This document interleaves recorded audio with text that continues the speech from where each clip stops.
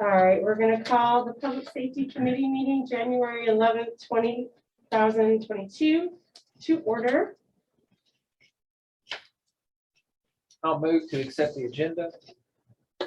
Second. All in favor? Aye. Pass. Meeting minutes.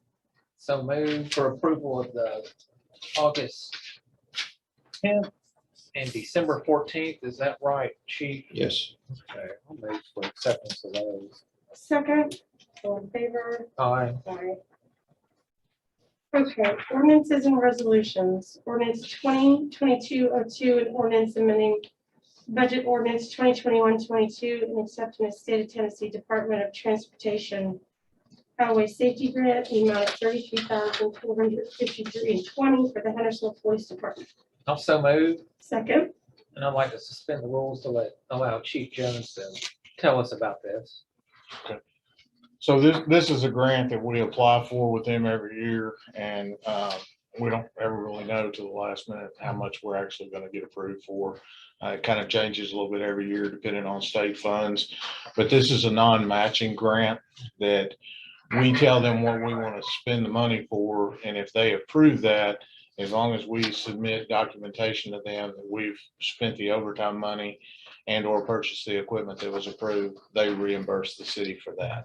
So this year, it was $16,718 for purchasing 4 K-band moving radar units and 4 LiDAR laser radar units, and then $16,375.20 for overtime, which goes toward directed traffic enforcement, speed enforcement, aggressive driving, and the hands-free law. That's the 3 main things that they concentrate on when they're doing that targeted enforcement. Did you say you already applied for this grant? Yes, Okay. we apply for it annually, Okay. and then they let us know if we got something. Okay. The 2 that are routine every year for us are the bulletproof vest grant, because we already budget the money to purchase ballistic vests for our officers.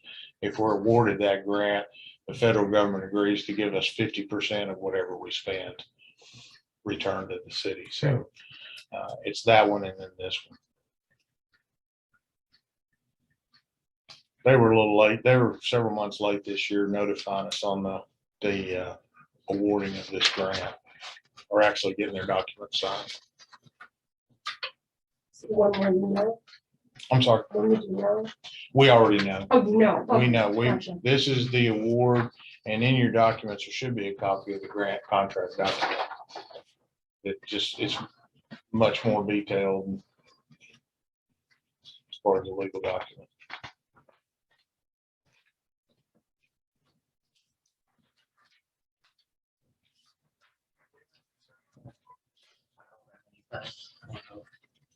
To approve. Second, Um, I guess I'll move, then you second. Yeah. I would like to see both of us on all of these ordinances to show continuity. Yes, So we absolutely. can make that change unilaterally. Very well. So ordinance 2022-02 passes. Ordinance 2022-03 and ordinance amending the Hendersonville Municipal Code Title 7, Chapter 6 regarding explosives. Oh, So this is, we've been working on this for a while. I got a call from the state fire marshal's office probably 3 or 4 months ago, asking us to become compliant with their, the state law, TCA 68-105-110. You should have a copy of that. Our ordinance, I think, was back from 98, was requiring 1,000 feet of pre-blast, I guess, surveys of residents that so chose to use that service. Obviously, we were asking to exceed what the state mandated. And since they do regulate blasting, they thought that we should probably match what they have, just to keep ourselves out of the crosshairs for the possibility of any litigation. If a blasting company wanted to question why, when the state law mandates 300, while we were requiring 700 more feet, So we're asking just to become compliant with the state law. I think that's always the best choice. So are we amending it to say 1,000 feet? No, sir, we're changing it from the current 1,000 feet to 300 feet, Okay. going which is the what other the way. TCA requires. Okay, okay. Also move for approval with your name and my name added as sponsors. Okay, second, all in favor? Aye. Oh, wait, Alderman Question. Roberts. So has the state preempted local authority on that? The reason we're going from the 1,000 to the 300?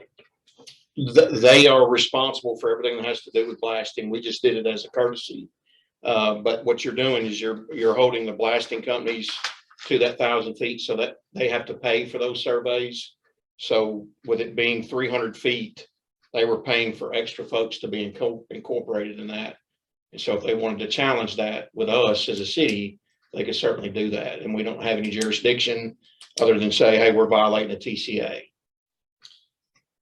So are we giving our residents less protection going from 1,000 to 300? I don't know that we're giving them less protection. They're still mandated to meet all the requirements. The state law, again, the TCA is 300 feet, and that's all they're obligated to do the pre-blast inspections for. If we go above that, then obviously we're breaking a TCA, and that's probably not good. We would be open to the possibility of a lawsuit from a blasting company. Yeah, so that's why I asked about preemption. So the state has preempted local authority, and the 300 is all, that's all the companies are required to Yes, sir, provide. 100%.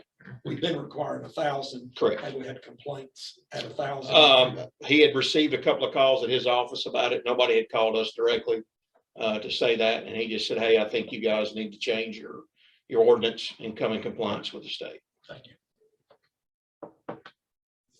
So moved, Second. all in favor? Aye. So that'll be on the agenda, I guess, the last meeting of this month, correct? You'll talk about it tonight at the board to get it put on the next agenda, because it'll take 2 readings if I'm not mistaken. So there is a first reading on it tonight. I don't think so. I don't think it's on the agenda. No, sir. First reading. It's will the be- the 2-week rule or whatever, I think, before it's on the agenda. So the first reading will actually be the last Tuesday of this month.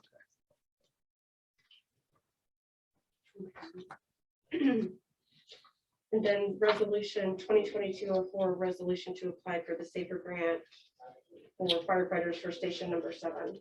Correct. So the grant window, I think Mr. Roberson asked me a couple of meetings ago if we had the opportunity to apply for a SAFER grant because we were declined last year. It was kind of ironic after he asked me that, we got notification like a week or 2 later that they had opened up the window again. And so we obviously want to always seek the opportunities for those SAFER grants. It's 100% paid for by the federal government for 3 years. Of course, then after 3 years, beginning on that 4th year, it would be up to the city what they would decide to do with those staffing numbers if we were selected to get that grant. All we're doing is asking for permission to apply for it. I think it has to be done, filed by February the 3rd. So if it gets on, passes, I guess the next meeting, the last Tuesday of this month, that'll still give us a window of opportunity to submit that. That doesn't tie you guys into anything, yes or no. All that is giving us permission. It's kind of like the AFG that we did a couple of weeks ago, a month ago. All you're doing is giving us permission to apply for this grant. It does not tie you as a board to agreeing to it. Once we're accepted, it would have to come back before you guys to say yes or no if you wanted to accept that grant for the 3 years of 100% paid for. Well, we've done this grant so many times now, and with the time of the year that it is, since there is a deadline of February 3rd, just in case there's adverse weather or something, I prefer to add it to tonight's agenda and wait the 2-week rule. What do you think? Yes, exactly. So what I was thinking. Okay, Alderman Roberson? I have no objection. Yeah, okay. Any other questions? All right. So, I'll also move with your name and my name added as sponsors. very good. Second, all in favor? Aye. Aye, that passes. Do you want to give me an idea where you want to put that on the agenda? So What works best for you, Mayor? probably the last item under ordinances and resolutions. Okay, that works good. So what I'll do is when we set the agenda, I'll call on you, Peg, and then you can ask to put it number 7, Okay, but I'll be ready for it. okay, thank you.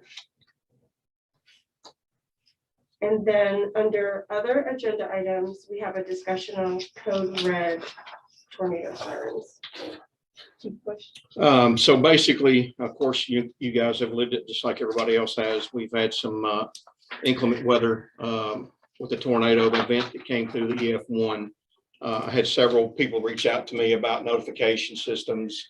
If you remember correctly, we started the conversations about tornado sirens back before the pandemic hit, and things kind of got sideways about that.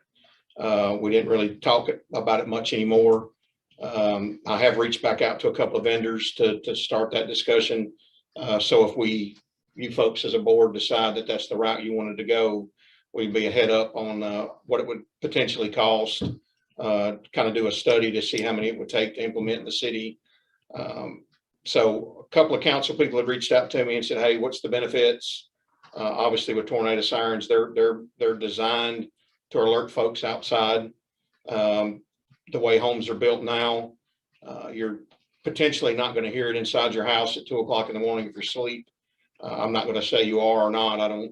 You almost have to live next to one in order to hear it. If you live any kind of distance away, you potentially could or could not hear the actual siren. I do know the event that came through in December here. I could hear tornado sirens because I was up and watching for this as it came through, and I could hear them, but I'm assuming it was either Nashville's or Mount Juliet's. I don't know which, but I could hear the sirens going off. But I'm afraid if I would have been asleep, I probably would have never heard it. I use a fan at night anyway to kind of lull me to sleep sometimes, and that obviously would cover that siren up. So a couple of folks had asked me to put it back on the agenda for discussion. So it's going to be totally up to you guys as a board of whether you want to go down that avenue or not. It's not my decision, but I'll certainly do the legwork. I know before Paul Harvesmeyer left, we had started talking about him in 2020. We made some contacts with some folks and started that process, and we had just backed off of it because of COVID. I'll take any questions of what you guys want to do, and obviously it'll come before anything's done. Definitely it'll come before the board, and you guys would have to make a decision of what you want to do. There are other avenues, weather radios, obviously, whether we as a city would look into buying those, kind of like the free smoke detector program through the state. We could, I guess, load those up the way they needed to be for folks to, we could issue those. Community risk reduction officers, community risk reduction folks are big in the fire service now. That's certainly something that could fall in their purview as well. And also to help build relationships with these folks that opened up these temporary shelters for us the night that tornado came through, in case we had an influx of folks that needed places to stay. And it's difficult for folks to walk away from their homes. Sure. And I think overall, I think we ended up having maybe 2 or 3 tops out of both facilities that we opened that stayed. So we really didn't have a whole lot of influx with folks going to the shelters to stay. So again, it's up to you guys what you want to talk about or any questions. The mayor did ask me to have a PowerPoint, little small PowerPoint tonight to discuss Code Red and polygons and how they work. And we have that ready to go tonight at the board meeting as well. Okay. Well, first of all, thank both of you all for all of the tremendous amount of work post tornado last month, and to Public Works. Hello, I'm Collins. How are you? Good, thank you. Those were just extraordinary feats, and I do appreciate police and fire taking that extra step and going out even days later and checking on citizens who were without power, and like you said, were afraid to leave their homes, because there was quite a few on the peninsula who were not comfortable going to a hotel or leaving. I think it would be good to have, without burdening police and fire, some research on the costs, also, like you said, the cost of the the weather radios and all that good stuff. One of the biggest discussions I remember we had in 2020 was the plume zone. And this time I had absolutely no doubt where the storm was coming through town. I was in the plume zone, even though we had no damage, fortunately.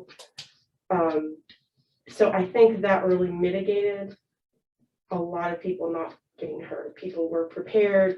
You kept putting, or the Hendersonville Fire Department kept putting out social media posts, City Hall, you know, the weather was alerted all week. So I think folks were prepared. But I think what caught us in 2020 was the plume zone, where it came on the end of the peninsula closest to Mount Juliet. And I remember Center Street Park took quite a bit of damage. And there were folks within the plume zone and then other folks on our peninsula and on the Indian Lake Peninsula that were just outside that plume zone and had no idea to take cover if they were that close. And I know you can adjust it, but I think that was some of the concerns that I had back then when folks are relying on any type of alert system. And then the other discussion was, I know, these weather events appear to come through, in the middle of the night a lot of times, but we have had them come through during the day. And for folks who are awake, it's not the middle of the night. They do have the benefit of situational awareness, but for folks who are maybe in a potential storm area that are not familiar, having that extra siren alert, like, hey, something's coming through. I'm not signed up for Code Red because I'm not from here. I'm just delivering something, or I'm just passing through town. So the discussion was every possible means of alerting our citizens per se. But obviously there's a huge financial cost to sirens, which is with a heavy discussion, will be. There are some opportunities for grants. There has not been any issued this year to date. One of the vendors that we were talking with back in 20, I have talked to him. He was telling us about grants back in 2020. To date, they have not released any information about whether there is. He's looking for that right now. He may reach back out to me in a week or two, a month, and let me know if there are any or there is any grant opportunities. And the same thing really happened this time with the Polygon, which is part of the reason why the mayor asked me to do the PowerPoint tonight, was because we had folks on the north side of town of 386 that never got the warning. And then obviously we know with some of the damage that came through out at Volunteer Park at Arrowhead, there were some very strong winds and some severe thunderstorms out that way as well. So I don't know what the resolve is to that. I don't know how we fix that. Yeah. Obviously I'll look to the board and Mr. Eckenroth to give me some direction on that. We can certainly have conversations with Code Red about sending it out countywide, but I think the reason why they went to polygons, as you'll see tonight, is to not incite fear to everybody in the city, is to only give it to the folks that really needed it. And they base that off the National Weather Service. So they're kind of tied into what information they provide, and they have a whole lot more history of following these storm systems as they move through and what they're doing when they're gaining momentum, losing momentum. And so they design those polygons off the latitude and longitude and the movement. So again, that'll be a decision you folks have to have as far as what you want me to do, and we'll certainly follow through with whatever that may be. I think at the minimum, we at least want the research for potential cost, and it would be curious to know, especially since our region has been hit quite a bit in the last couple of years and decades, the opportunities for grants. I would certainly presume that our region is eligible for whatever, but who knows what their requirements are. Yeah, I would think so. I don't know enough about them to speak about that, but I would think with that guy offering it up, I think he would know the ins and outs of it. So we'll certainly do whatever the board wants. Alderman Robertson. I had talked to the chief. I had a complaint from Durham Forest. They weren't notified when the strong winds, and I talked to you about that. I was pretty shocked at the lack of individuals with cell phones taking advantage of code red? Would you give those statistics if you recall? I don't recall them. I can pull them up. I didn't bring them with me. I'm sorry. You would think in a city of 50 or 60,000 that there's probably probably 30,000 cell phone numbers in the city. I'd say at least 30. I think we have 2,500 people that are signed up for Code Red via telephones. 2,500. Well, and we had that discussion in 2020 when the tornado came through Nashville, and I can't remember if that was the same weather event that hit the end of the peninsula. It is. Okay, and there was a concentrated push. I think you guys even. We have a went out. slight increase from 2020 to now. I think it's around 11%. Yeah, I think we were at 21 something back in 2020, and we're at roughly 2,500 right now. Now, there's other folks that have email notification, but you got to remember, most people at night are going to silence their telephones. They're not going to read an email till after the event. So I think it is good to do some policy analysis and to look at. I'd like to see the. Do they ever do? I forgot what the term is, but a post a debriefing, or they look at the system. Did it fail? You know. So and I don't even know who runs Code Red. I don't know. I don't know anything about Code Red other than it's on our phones, and it did go off when the tornadoes, went through the city. But Right. So police and fire have access to it. I think we trained Trace and some of his folks on being able to send out Code Reds as well. And we've made some mistakes. I'll admit that as agencies on what we're supposed to send out. I mean, we've sent some stuff out at 2 o'clock on a Saturday morning about Main Street being shut down. And that usually makes folks mad. If you wake up an elderly person at 2 o'clock in the morning, or a parent at 2 o'clock in the morning, they're going to think the worst. And so they get a bad taste about it. The cry of the wolf syndrome, that we're crying wolf, that something's going on. And we've taken several of those calls and people that want to drop almost instantaneously. And we try our best to maintain those folks. But a lot of them are just dead set on not going through with it. We do talk to them after events to see how they designated areas like that. We do. I don't know that we've actually asked them to do a post analysis to kind of see what areas were affected that were not alerted. We could certainly do that. I can make a note and have that done. It might take me a week or so to get that information out to you, but I could certainly do that. where is Code Red? Do they have a physical presence in Sumner County? No, sir. Is it at the state level or? So again, they follow the National Weather Service, which would be across the country. And I'm not sure what state they're in. That's probably my fault. I don't know where they're at, where they're located, but they are not in the state. They're not in Sumner County. So do we pay a fee to them? Yes, sir. So we joined in with Sumner County. Sumner County offers it to everybody in the county for a free service.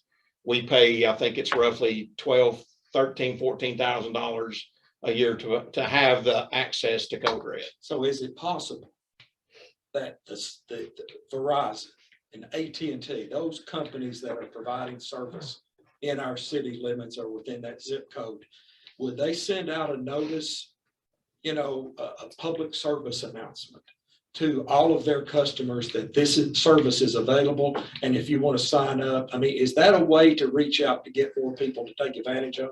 I mean, it may be. I don't know what they would want in return for that, but it might be something that we just maybe go over. That would go back to the community risk reduction person I was talking about earlier, that we give them flyers and they just go to the cell service providers and put them there on the counter. And people that are coming in to swap over phones or buy phones, they simply, as a courtesy, hand them that Code Red flyer and say, hey, this is a free service. And it may spike numbers up. I don't have an issue with that. We would just have to barter that deal with them to make sure they were okay with that. Have we ever run an ad in the newspaper advertising Code Red? No, sir. I know we've used social media, but I don't think we've ever run anything as far as an ad. No, sir. What do you think about doing that? Like now might be a good time with the recent storms. I mean, I don't necessarily have an issue with it. I mean, of course, that costs money, but Right. I don't know how much. But to me, anything we can do to get more folks involved and to sign up for it. We did the weekend things at different stations throughout a month. We did it at PD. We just really had low turnout at those as well. Yeah. So I'm not saying it, I'm against it. I'm just saying we've tried to do different measures. We went to the park during some big softball events, and we're on foot handing out flyers. July the 3rd, we had some information out at the Freedom Festival for folks to sign up. So we've tried to really get the message out there. I just don't know that folks have bought into that yet. Would there be a way to do a feasibility study along with any kind of estimate, instead of just getting an estimate like 3 sirens will cost so-and-so, like where they're located, how effective they would be? Is that even a feasibility Oh, study? I certainly. don't know It's how. called a propagation study. It's basically the same thing they do with our radios. They would come in and say, if we set a tower here, what's the mile radius, or what's the half a mile radius that it would serve? So yes, they do propagation studies all the time, and that's how they would base their information. And that would supply you with how many you would need based on the locations and what would cover the city limits of Hendersonville. How much would a propagation study cost? Lots of times, like the radio company, because we entered into the contract with them, they did it for free.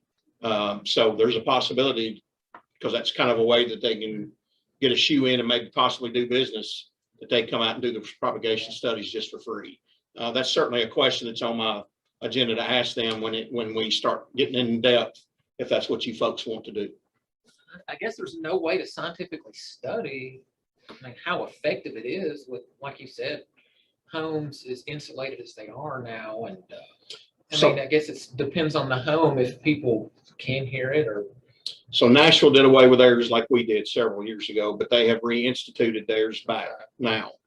Now, how many, I do not know. I know the guy that I'm talking to now that we were talking to in 2020 was part of that. And then also our radio service guys, the guys that we entered in, they have done some stuff related to weather radios or sirens as well. Okay. So I plan on reaching out to them to see what they can help do and see if they'll do the propagation study. Say, hey, based on what we already know, radio tower wise for service, this is what we feel like's best for tornado sirens. Because I think they helped Nashville implement theirs as well. Does the Nashville Fire Department feel that it has helped getting those sirens back? I haven't reached out to Chief Swan. Basically, the emergency management office kind of runs those through the fire department. They're co-joined now, but I can do that as well. I can reach out to Chief Swan and see if there's any positive feedback. I know several folks down there to ask that question to. Sure. What about impasse? Would impasse be able to help in something like this? I'm not going to say no. I don't know a definite answer for that. We can certainly try to open that door. You know, if you could get some help for research, Mm-hmm. I'd like to see some best practices. Okay. What some communities are doing that really have high numbers in the code red penetration. You know, what are they doing successful? So kind of a list of best practices. So we're talking about two different things. So I think with what you're asking, what I'll do is reach out to Code Red and ask them to give us a couple of cities that have a large amount of folks that are signed up for it. And then I'll reach out to those agencies, or somebody in my office will reach out to those agencies and see what they've done to get their numbers up. I think one obstacle is that we're not very effective communicators when we're looking at sending a message community-wide. So people don't know or understand. And then there's some other obstacles, like a lot of people I talk to think they have it because they have some other alert system that goes off on their phone, or they get Amber alerts, so they think they have code red, and all kinds of misconceptions. But I'm wondering, when we're looking at how much it's going to cost, and maybe, I think we need to, I don't know if this is true, but my understanding is that code red is the most effective early alert system. And if that's true, maybe we need to invest financially somehow. I mean, I don't know what that would even look like, in seriously marketing that and communicating that, maybe putting an incentive with it. I don't know, like, you know, if you stand out somewhere, give people a hot dog, if they fill it out on the iPad right in front of you, or I don't know what that would look like, but to really, why wouldn't we already have that system? If a financial investment would help us get people signed up for it, and if it truly is the most effective early warning system? Because it's tied in with the National Weather Service, which is, they have advanced knowledge that Right. most of us would not have. So, of course, you're going to think that I'm lobbying for a position, but a community risk reduction officer, which would also pose as a CERT team, which we did a few years ago. We use those, and that's basically teaching people in areas, subdivisions that lose power, that have minor issues until we can get to them, that they mitigate themselves, like a neighborhood watch program. And as busy as we are, I don't have a person I can designate for that right now. But a community risk reduction officer would be the person that I would give that to foster that relationship for Code Red, to be out in the public eye 8 hours a day, building relationships with churches, with organizational groups, with CERT team education, and then basically doing a Code Red blast. And that would, if that meant going out like we do smoke alarms on Saturdays and knock on doors and hand out flyers and try to get people to sign up, then we certainly could do that. That's, I mean, that's what we do with smoke detectors. I don't know that flyers are, I'd like to see you with an iPad. So we've got literally tablets, signing them up. and that's Yeah. what we were doing on the weekends at the PD and at the fire stations, is they would come up. And we had a flyer if they didn't want to stay, but we typically would want you to sign up. We almost tried to force you to sign up. And we would sign you up right there as you were having conversations with us. We just didn't get, now whether Saturday's better than a Wednesday, Saturday during the day. A lot of people, you know, they got kids in sporting events, going out of town. I mean, we may have to be strategic about when we do them. But I think a person that we had dedicated to community risk reduction, that would teach an overall program that we could implement that through and use the folks that are on shift to do that every so often. I think it's a win-win for everybody. Mayor Clay. I think the difference was people weren't scared anymore. Is after the tornado, you guys had several phone calls about signing up for Code Red. And then, you know, what we did at the fire halls a couple months ago, people weren't scared anymore. We almost have to scare them. There has to be a sense of urgency to motivate you to spend 5 minutes on your computer. It's, I mean, it's painless to sign up, and it's well worth it. I mean, it really is. It's a foolproof way. Absolutely. Well, and just to recap everybody from the discussion from 2020, and there was discussions long before my tenure. I believe it was Alderman Cunningham and Alderman Stamper about the tornado sirens. We kind of went over like 2 possible scenarios, having possibly a siren in each ward, so 6 sirens, or possibly 3 sirens, kind of splitting it between TAP's wards.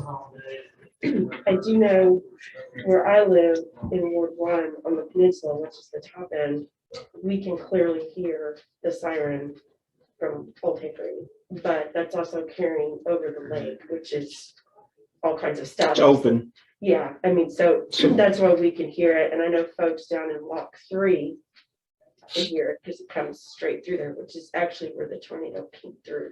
So the relevance with that, with the propagation study, is the density of the land. It's no different than a cell tower or anything else. Trees, hills, they're all going to cut down on the travel of the sound. So to say, I'm not disagreeing with you, but because I don't know that, but you may have to have more than 6, one more than that per ward, due to the density of the land that it's traveling across. Oh, sure. I don't know that, Sure. but that would certainly be a good way to start, because you may have it, like you said, on the lake over there, it's wide open. It's going to travel a lot further. It doesn't have anything to hit to reduce the sound. But you get over in Cumberland Hills, our old radio system, we had a tower at Cumberland Hills, and deep in Station 4's territory, our radios would not get out. Oh, wow. So, I mean, you know, that's a short distance. So it may be the same thing with tornado sirens. I don't know, but we certainly can start that process and try to find those answers out. Yeah, that would be And I good. think it starts with a propagation study, in my opinion. Yeah, I would agree. Will that involve money? Don't know. I mean, I think the radio folks, like I was talking about, that did our new radio system when we got on with the county, they did the propagation study of where we needed to have towers in order for the best reception. And I think they were in cahoots with Nashville when they reinstalled their tornado sirens.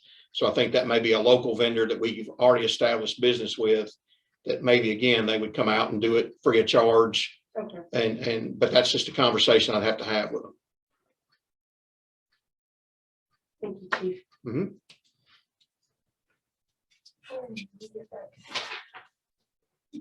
All right, is there any other business? Thank you guys for being here tonight. With that, we will adjourn the meeting. So moved. Second, all in favor? Aye. Aye. Thanks, guys.